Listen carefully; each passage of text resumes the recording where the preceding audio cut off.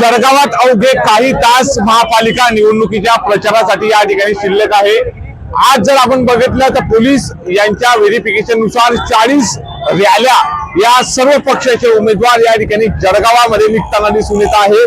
परवानगी या ठिकाणी 40 रॅल्यांच्या माध्यमातून मिरवणुकीच्या माध्यमातून आज घरोघरी जाऊन प्रचार करताना सर्वच उमेदवार या ठिकाणी दिसतात। मात्र आज आपण सकाळचा विचार केला तर काही तास या ठिकाणी शिल्लक आहे। असं असलं तरी या ठिकाणचे अनुक्रम नंबर 3 चे निशाणीचे या ठिकाणचे उमेदवार अपक्ष उमेदवार रुपालीताई चौधरी आपल्यासोबत आहे। ताई, काय सांगाल, आज शेवटचा दिवस, काही तास या ठिकाणी प्रचारासाठी शिल्लक आणि तुम्ही आज सकाळपासून निवडणुकीच्या रिंगणात, काय असते पाहुणं? काय म्हणजे दादा एवढा प्रतिसाद मिळत आहे जनतेचा की त्यांच्या पाठबळामुळे आम्ही हा पक्ष लढण्याचा निर्णय घेतला आहे। आणि आज हा प्रचाराचा शेवटचा दिवस, तर आमची आज आम्ही आज रॅली काढत आहोत। तर इतका उत्साह प्रचार म्हणजे आमच्यापेक्षा जनतेत जास्त आहे, इतका म्हणजे त्यांनी पाठबळ दिलेला आहे, त्यांची साथ आमच्या सोबत आहे। त्यांच्या साथीनेच आम्ही हा पुढे निर्णय घेतलेला आहे। आणि येत्या 15 तारखेला गुरुवारी 15 जानेवारीला गुरुवारी प्रचंड म्हणजे नागरिकांनी प्रचंड मतदान करावे। प्रभाग क्रमांक 15च्या नागरिकांना सांगते की मतरूपी आशीर्वाद आम्हाला द्यावे, बस एवढंच सांगते। प्रचंड लोकांनी मतदान करावे। ताई, प्रभाग क्रमांक 15 मध्ये तुमची उमेदवारी आहे। पती भाजपामध्ये होते गेल्या काही वर्षापासून, तुमच्या समोर महायुतीचे उमेदवार या ठिकाणी आहे। त्या सर्व महिला आज सकाळपासून तुमच्या प्रचारासाठी दिसून येत आहे। काय विजय नसणार तुम्हाला, नगरसेवक का व्हावं? दादा, नगरसेवक होण्याचं कारण म्हणजे मेन म्हणजे समाजसेवा। आमची उद्दिष्ट मेन आमचं समाजसेवेचं आहे। माझे सासरे 78 वर्षापासून रुग्णसेवा देत आहे। माझे सासरे 78 वर्षापासून रुग्णसेवा देत आहे। तर आम्ही म्हणजे माझे जेठ आणि माझे मिस्टर ही सेवा तर देतच आहेत, पण अजून समाजसेवेचा एक वेगळ्या दिशेने आपण समाजसेवा कशा पद्धतीने करू शकतो, तर त्यासाठी आम्ही निवडणुकीच्या रिंगणात उतरलो आहोत। नक्कीच आपण जर बघतोय तर या ठिकाणी दादा आज सकाळपासूनच प्रचाराचा जोर वाढलेला आहे। जनतेचा कौल देखील आपल्यासोबत आहे। अपक्ष उमेदवारी तुम्ही या ठिकाणी निवडणूक रिंगणामध्ये उतरवलेली आहे। वहिनी साहेब तुमच्या या ठिकाणी अपक्ष उमेदवार आहेत, काय प्रतिक्रिया काय देणार? तुम्ही बघताय जनतेचा उत्साह। आम्ही लढतच नाही, ही निवडणूक जनताच लढते। आणि फॉर्म भरायपासून आतापर्यंत वार्ड क्रमांक 15 क ची जनता, भाऊ बहीण दादा काकू मामा सगळे आमच्या सोबत आहे। इतका भरगत प्रतिसाद आहे की येणाऱ्या 15 तारखेला तुम्ही मतदान बघा आणि 16 तारखेला तुम्हाला जनतेचा कौल मिळून जाईल। निश्चितच जनतेचा कौल या ठिकाणी मिळेल। 16 तारखेला या ठिकाणी समजेल। मात्र स्वप्नील भाऊ, गेल्या काही वर्षापासून तुम्ही या ठिकाणी भारतीय जनता पक्षाचे एकनिष्ठ कार्यकर्ता होता।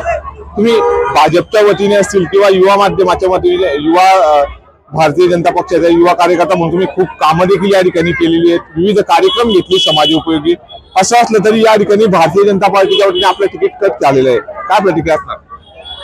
भारतीय जनता पार्टीचं मंडळापासून तर युवा मोर्चा सरचिटणीस पर्यंतचा माझा प्रवास हा भारतीय जनता पार्टीनेही बघितला आहे, प्रभाग क्रमांक 15 मधील जनतेनेही बघितलेला आहे।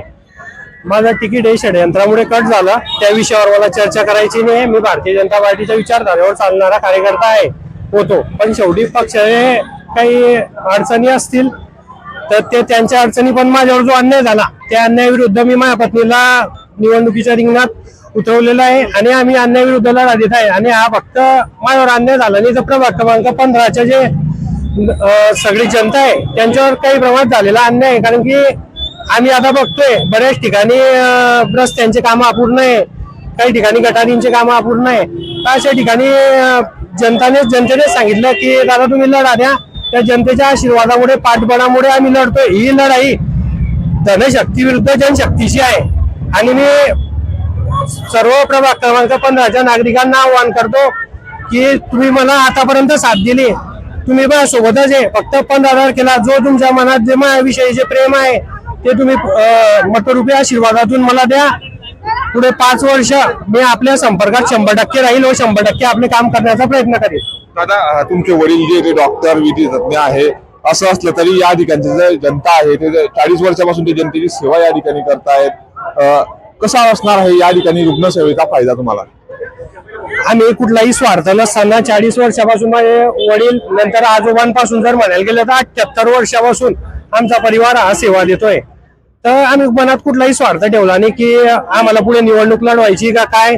आज भारतीय जनता पार्टीचा कार्यकर्ता असताना इच्छा व्यक्त केली होती व जनतेचाही कौल होता की तुमच्या परिवाराची एवढ्या दिवसापासून सेवा आहे, तुम्ही निवडणूक लढवली पाहिजे. निवडणूक पद नसताना वार्डात केलेले कामं हे प्रभाग क्रमांक 15च्या सर्व जनतेला माहिती आहे. बस त्या जी परिवाराने सेवा केली आहे जनता कौल 100% देणार आहे. घोडा मैदान आम्ही लढलोय. आता फक्त 2 दिवसाचा प्रतीक्षा आहे. 16 तारखेला जनतेचा कौल हा तुमच्या लक्षात येणार आहे. निश्चितच जनतेचा कौल लक्षात येतो. जे आज शेवटचा दिवस आहे प्रचाराचा. 1978 पासून तुम्ही या ठिकाणी तुमचं कुटुंबीय रुग्णसेवेच्या या ठिकाणी कौल मध्ये दिसतंय. कसा असणार आहे प्रतिसाद रुग्णसेवेच्या माध्यमातून? तुम्ही 40 वर्षापासून सेवा देत आहेत. माझे वडील नामदेव सोनू चौधरी आणि त्यांच्या पावलावर पाऊल तुम्ही आज वडिलांपासून मला 78 वर्ष झालेले आणि आज आम्ही अल्पदरात दही अंडीची जळगाव जिल्ह्यात पूर्ण सेवा देतो, फ्री सेवा करतो. हे सर्व डोळ्यासमोर ठेवून जनतेचा तो पूर्ण प्रतिसाद आहे आणि हे डोळ्यासमोर ठेवून आम्ही निवडणूक लढवतो. सून निवडणुकीच्या रिंगणात आहे, काय वाटतंय? आणि आम्हाला भरपूर प्रतिसाद आहे जनतेचा आणि पाठबळ भरपूर, लोकांचं भरपूर प्रेम, आमच्याविषयी भरपूर प्रेम आहे लोकांचं. निश्चितच आपण बघतोय तर रुग्णसेवेच्या माध्यमातून 1978 सालापासून कुटुंबीय सेवा देत आहे. मात्र असं असलं तरी भारतीय जनता पार्टीवर आमची कुठली नाराजी नाही. मात्र येणाऱ्या 15 तारखेला हा प्रभाग क्रमांक 15ची जनता रुपाली चौधरी यांना मतदान करेल का?